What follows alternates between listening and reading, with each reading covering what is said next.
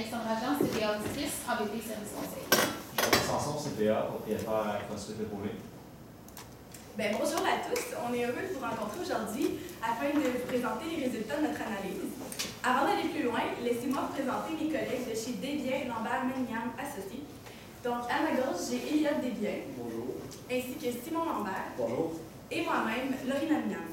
Donc, comme je disais, on est très heureux d'avoir pu travailler en partenariat avec vous afin de vous présenter aujourd'hui les résultats de notre analyse. Donc, pour ce qui va être du plan de la présentation, on va commencer avec un petit rappel du mandat. Ensuite, on va faire l'analyse des deux projets d'investissement que vous nous avez présentés, soit le fait de rénover votre bâtisse actuelle et de l'agrandir, et le deuxième qui était d'acquérir un nouveau immeuble. Ensuite, on va vous parler des modes de financement que vous nous avez présentés aussi. On va terminer avec nos recommandations au sujet du projet d'investissement et des modes de financement. Ensuite, on a apporté quelques corrections à vos états financiers que vous nous avez présentés. Et on va conclure la présentation. Donc, pour ce qui est du rappel du mandat, vous nous avez demandé de vous recommander le meilleur projet d'investissement ainsi que le meilleur moyen de le financer. Et c'est ce qu'on a fait. Et ensuite, on a vérifié vos états financiers et apporté les corrections nécessaires. Je vais céder la parole à mon collègue Simon Lambert. Donc, en premier lieu, vous avez demandé d'analyser les deux projets d'investissement. En premier lieu, vous avez dit que vous aviez peut-être une possibilité d'agrandissement de votre bâtisse actuelle. Et la seconde option est d'acquérir une nouvelle bâtisse. Donc, on a été vers différents critères. Pour ce qui est de l'agrandissement, dans les deux projets, on avait un 65 000 d'équipement qui était nécessaire d'acheter dans les deux projets. Dû justement, quand vous avez lancé votre entreprise, vous aviez déjà du matériel qui était loué. Donc, pour ce qui est du projet d'agrandissement, on avait 175 000 de travaux et de terrain qui étaient inclus là-dedans. Ensuite, on avait aussi des frais d'arpenteur, géomètre, d'ingénieur et d'architecte, qu'on n'a pas voulu s'avancer sur les frais de ceux-ci, puisqu'on n'avait pas d'estimation exacte des frais de ces professionnels-là. Mais on peut quand même estimer que c'est des frais qui sont non négligeables, qu'il faut prendre en considération et plus tard aller estimer les frais de ceux-ci pour avoir une décision qui est plus éclairée. Après ça, nous avions un gain, dans le fond, en vendant votre ancienne bâtisse, on peut aller chercher un 105 000 qui inclut la bâtisse et l'équipement. Pour ce qui est dans le projet agrandissement, vous comprendrez qu'on ne vend pas notre bâtisse, mais il y a peut-être possibilité de vendre l'équipement. Encore une fois, il faudrait estimer le prix de cet équipement-là, mais il pourrait être intéressant de vendre ça pour aller chercher un petit peu de capital. Pour ce qui est du délai dans le projet d'agrandissement, on parle de délai de 2 ans, ce qui n'est vraiment pas négligeable, parce qu'il faut comprendre que vous avez un produit qui est nouveau sur le marché, mais qu'on a de plus en plus de concurrents qui s'en viennent. Vous voulez diversifier votre offre, ajouter des nouveaux produits, la demande est là, il faut faire ça rapidement. Et avec le projet de 2 ans, ça va prendre du temps avant de pouvoir augmenter votre production. Il faut préciser justement que le but d'agrandir votre production, c'est justement d'augmenter celle-ci. Donc, ça a été notre principal critère pour choisir quel projet nous allons décider. Pour ce qui est du coût total estimé, on parle de 240 000 encore une fois, sans le prix des arpenteurs, géomètres, d'ingénieurs et architectes. Pour ce qui est de l'acquisition d'un nouveau bâtiment, on parlait d'un prix de 300 000 Par contre, la bâtisse est en vente depuis quelques mois. Donc, c'est sûr qu'on vous conseillerait d'essayer de négocier ce prix-là, vu que la bâtisse a pas l'air à se vendre très rapidement. Il y a toujours moyen de négocier et d'aller sauver un peu d'argent là. On parle d'un gain de 105 000 comme j'ai expliqué tantôt, par la vente de votre bâtisse actuelle, que vous avez déjà un acheteur intéressé. Et puis, on parle d'un délai de 6 mois, que là est beaucoup plus intéressant que le projet numéro 1, puisqu'on va être capable de relancer une production avec des nouveaux produits plus rapidement et d'aller chercher le marché immédiatement. Pour ce qui est du coût total estimé, on parle de 260 000 sans les coûts de notaire, encore une fois, qu'on n'a pas voulu s'avancer sur des estimations, mais on parle de frais qui vont être moins élevés que les arpenteurs, etc. On peut penser qu'avec les deux projets, on va s'approcher d'un montant d'investissement qui est à peu près similaire. Mais on choisit tout de même l'acquisition. Okay. Ensuite, on avait 3 options d'investissement. Tout d'abord, on avait Banque Rationnelle qui nous offrait une limite de crédit de 275 000. Il nous offrait de payer ça sur 15 ans, un taux d'intérêt de 7 % avec des paiements mensuels. Leur seule condition, on avait 2 ratios à respecter. Ensuite, il y avait M. Yates. M. Yates nous offrait 300 000, une possibilité de 300 000 de capital à rembourser jusqu'à temps que le remboursement soit fait. Ensuite, on lui devait 8%, on lui aurait dû 8% par année sur notre revenu, jusqu'à temps qu'on ait remboursé notre capital complet. Et après, une redevance de 2%. Ce qu'on aimait de M. Yates, c'est qu'il y a une valeur similaire à celle de votre entreprise. Il y a l'environnement à cœur. Ensuite, il y a l'Arène Charros, qui nous offrait une possibilité de capital de 280 000 $, mais en voulant être actionnaire. Une actionnaire qui aurait possédé 40% des parts, donc qui aurait participé au bénéfice net pour 40%, mais qui participerait aussi également au déficit si en venait le cas d'un. Elle nous demandait également de respecter un ratio. Et pour l'Arène Charros, ce qu'on aimait de ce financement-là est qu'on se rapproche d'un des fournisseurs, ce qui est une valeur pour votre entreprise. Donc, on a mentionné qu'il y avait des ratios à respecter pour deux des options de financement. Donc, il fallait avoir un ratio de fonds de roulement supérieur à 2. Donc, l'actif à court terme sur le passif à court terme, ce qui nous a donné 2,009 fois. Ce qui veut dire qu'on peut rembourser notre passif à court terme 2 fois à l'aide de notre actif à court terme. Ensuite, on a vérifié le ratio d'endettement qui était aussi demandé. Donc, ce qui est le passif sur l'actif, ce qui nous a donné 50%, qui est plus petit que le 75% demandé. Donc, encore une fois, on respectait les critères de ratio ici. En termes un peu plus simplifiés, si vous voulez, au lieu que ça soit actif à court terme, si des fois ça peut paraître un peu plus compliqué pour vous à comprendre, on parle surtout on va rembourser ce qu'on doit à court terme avec ce qu'on possède à court terme 2 fois. Donc, en termes un peu plus vulgaires, pour simplifier la matière, on parlerait plus comme ça. Donc, nous avons choisi l'option de financement de Lorraine Charros. Bien entendu, Banque Rationale, dans le fond, le montant qu'on a choisi, c'est 260 000, comme on a établi plus tôt. 260 000, c'est fixe pour les trois. Ensuite, Banque Rationale, c'est un terme de 15 ans. On a calculé l'intérêt à l'aide de formules et on a arrivé à un montant d'intérêt sur les 15 ans de 160 651 $ d'intérêt au total. Ensuite, M. Yates, 260 000. Avec le 260 000 de M. Yates, le 8% qu'on souhaitait rembourser, qu'on lui doit chaque année en intérêt, est égal à 15 000 $.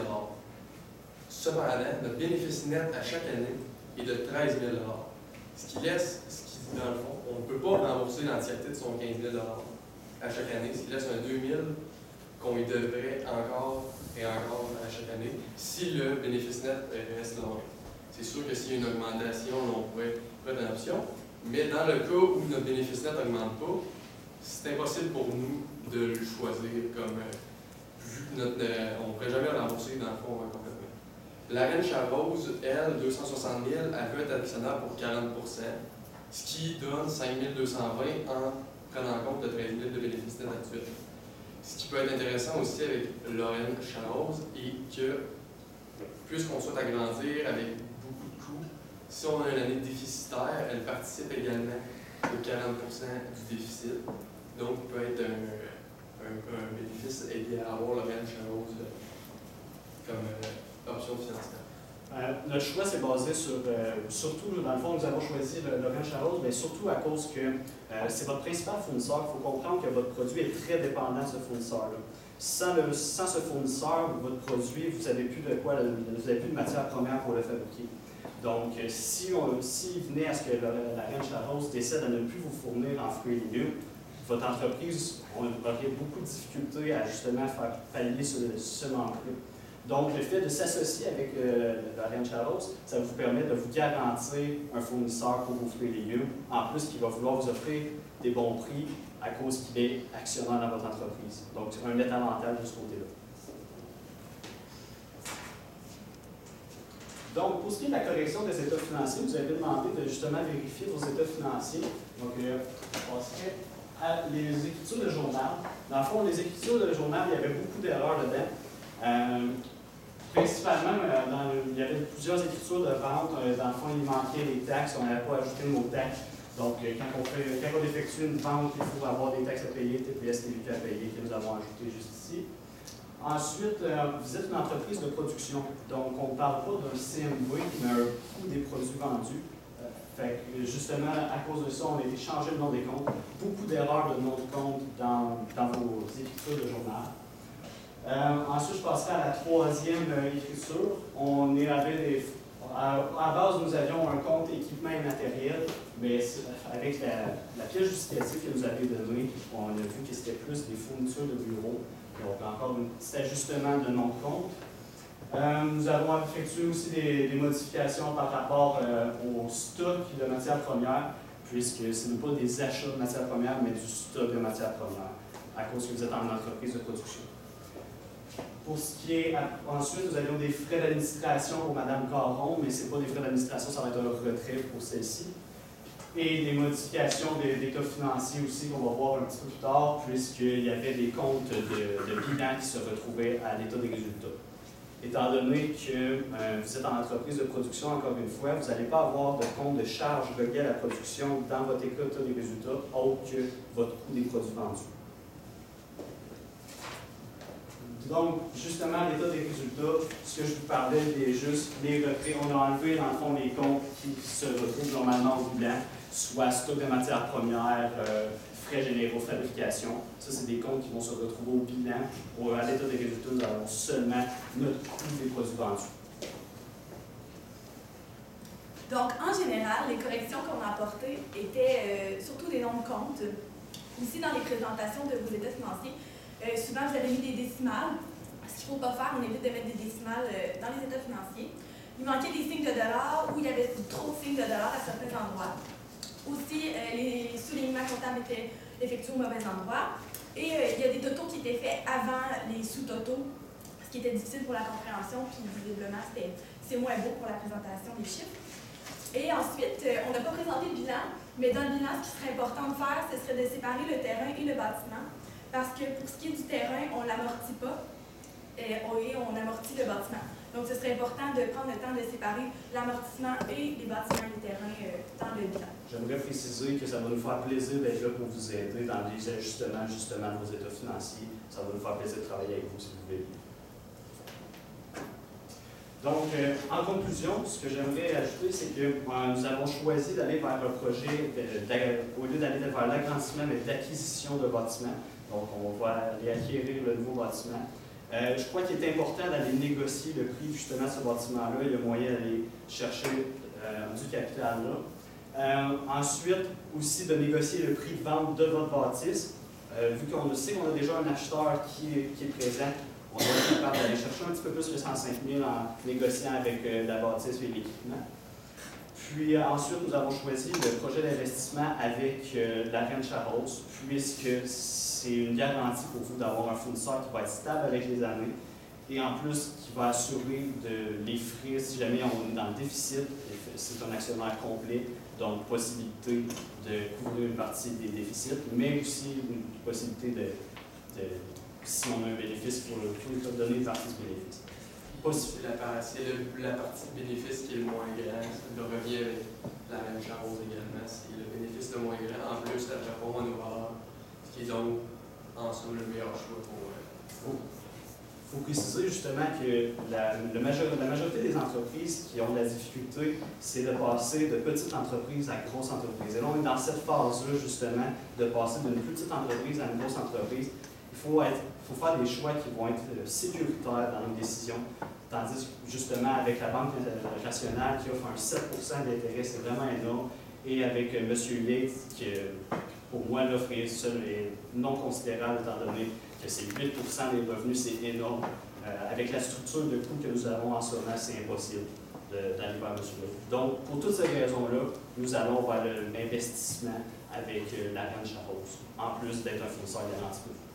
Donc, on vous remercie de nous avoir écoutés. On a été très heureux de travailler en partenariat avec vous. N'hésitez pas, si dans le futur, vous avez encore besoin de nos conseils, ça va nous faire plaisir. Donc, maintenant, on serait prêt à accueillir vos questions, si vous en avez. Est-ce que vous trouvez que c'est beaucoup de donner 40 pour recevoir 20 000 en échange? Oui, on avait parlé justement, on avait pensé aussi le 40 c'était pour 280 000. Nous autres, on réduit ça à 260 000. Donc, on serait allé négocier aussi à ce point-là. Je pense que on ne l'a pas mentionné tantôt, mais il y a une négociation à faire ici aussi pour diminuer cette part des actions de 40%, on pourrait diminuer à 35%, voire moins encore si. J'irais vers un 30% si on est capable. Ça nous garderait nos deux actionnaires dans le fonds majoritaire.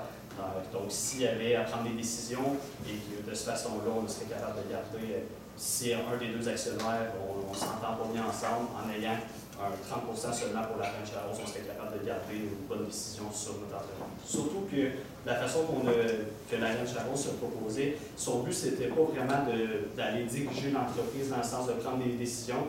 On sent qu'ils font confiance à notre entreprise, à votre entreprise, avec justement dans le but de venir investir. On sent que la confiance est là. Je pense que les prises de décision, ça ne leur dérangera pas qu'ils restent à nous. Moi, j'ai une question. Est-ce que, dans le fond, ça c'est l'avantage, mais mettons, si on regarde plus au niveau de l'inconvénient, si jamais ça commence à aller mal, par exemple, avec lui, est-ce que vous pensez, est-ce que vous avez pensé à d'autres options qui pourraient nous permettre de, vu que c'est notre fournisseur, on devient comme dépendant, mais si on est en conflit, mettons. Oui, vous avez dit que vous avez d'autres fournisseurs, justement. Peut-être commencer justement à renforcer vos relations avec les autres fournisseurs. Il y a du gaspillage alimentaire énormément. Justement, c'était 20% avec le tiers du gaspillage alimentaire à cause qu'il y avait des os et des coquilles d'œufs là-dedans. Donc, environ 20% des aliments sont gaspillés au Québec. Donc, il y a moyen de vraiment aller chercher, que ce soit avec les restaurants, les fournisseurs alimentaires, il y a plein d'autres fournisseurs. Mais c'est sûr qu'aller vous allier avec un fournisseur que vous avez déjà travaillé avec, vous avez mentionné que vous aviez l'intention de vouloir renforcer vos liens avec votre fournisseur, c'était une valeur importante pour vous. Donc, si vous êtes capable d'aller faire ça, oui, mais prévoir une diversité de fournisseurs n'est pas une mauvaise option. Renforcer peut-être aussi pour être celui que vous avez parlé de diversifier vos produits. On va dans le même. Puis par rapport à ce financement-là, juste pour être sûr de ma compréhension, dans le fond, il y a de l'argent qui va en capital, le reste c'est un prêt, dans le fond, qu'elle fait. Fait que vous allez considérer que le prêt est à 0% d'intérêt? C'est ce qui est écrit. On a lu que c'était un prêt exactement qui était à 0% d'intérêt selon ce qui est écrit. Nous avons levé en considération 0% d'intérêt. Vous considérez que le parti va prendre. Il va prendre que son 2%, il ne récupérera pas avec un prêt à 0%. Autrement dit, les autres ont un prêt jusqu'à. Oui, exactement. Il a placé son argent dans un placement simple, c'est ça. Exactement. Mais moi, je pense qu'avec le bénéfice net, qui va aller chercher un 40%, il va aller chercher plus. Je pense qu'il va aller compenser avec les 40%. Exactement. Je pense que la décision va être avantageuse